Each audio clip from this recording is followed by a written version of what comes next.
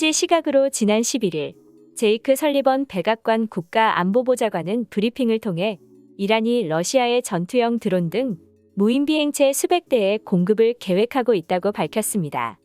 구체적인 판매 계획은 파악하지 못했지만 이란이 러시아군을 훈련시킬 것이라는 첩보를 입수했다라고 말했는데요.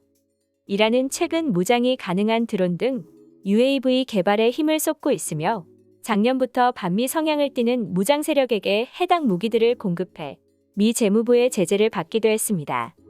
미국 조사에 따르면 최근 사우디를 공격한 예멘의 후티 반군에도 이 같은 무기를 제공했다라고 밝혔는데요. 지금과 다르게 이란은 원래 미국의 우방국 중 하나였습니다. 세계 2차 대전 이후 이란을 지배하던 팔레비 왕조는 친미 성향을 보이며 서구화와 근대화 정책을 추진했는데요. 하지만 이 과정에서 부정부패 등의 문제로 민심을 잃게 되었고 결국 이란 혁명을 통해 강경시아파 신정 정치 세력이 권력을 잡게 되었습니다. 당연하게도 이란에는 미국에 대한 증오감이 뿌리 깊게 남았고 80년대부터 시작한 핵무기 개발 사업과 더불어 서방 국가들을 완전히 등지게 됩니다. 이에 더해 중동 내에서도 종파 및 군사 갈등을 빚고 있는 사우디, 이스라엘 등 친미 국가와의 계속된 적대 행위는 이란의 반미 성향을 더욱 짙게 만들었는데요. 러시아는 미국의 중동 패권 장악을 견제해야 했고 이란은 미국의 제재에 대한 탈출구 및 지원 세력이 필요했습니다. 그 결과 공통점을 계기로 긴밀하게 교류하던 이란과 러시아는 서방국에 대항하는 협력 관계 확장을 목표로 연대하고 있는 중입니다.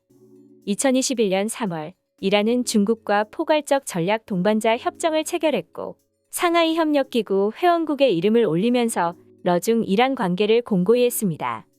지난 1월에는 세계국 해군이 걸프만 지역에서 합동 해상훈련을 실시하기도 했으며 최근에는 서방 제재에 대응하겠다며 에너지 협력을 맺기도 했는데요.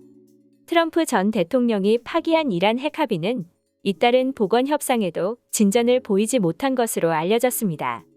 이 와중에 이란은 지난 10일 국영방송을 통해 핵무기에 필요한 우라늄 농축을 공식화하면서 전망을 더 어둡게 만들고 있는데요. 푸틴 러시아 대통령은 19일 튀르키예와 이란 정상을 만나 회동을 가질 계획입니다. 반대로 바이든 미 대통령은 13일부터 사우디와 이스라엘을 차례로 방문했습니다. 중국, 러시아만으로도 시끄러운데 이란까지 나서고 있는 상황입니다.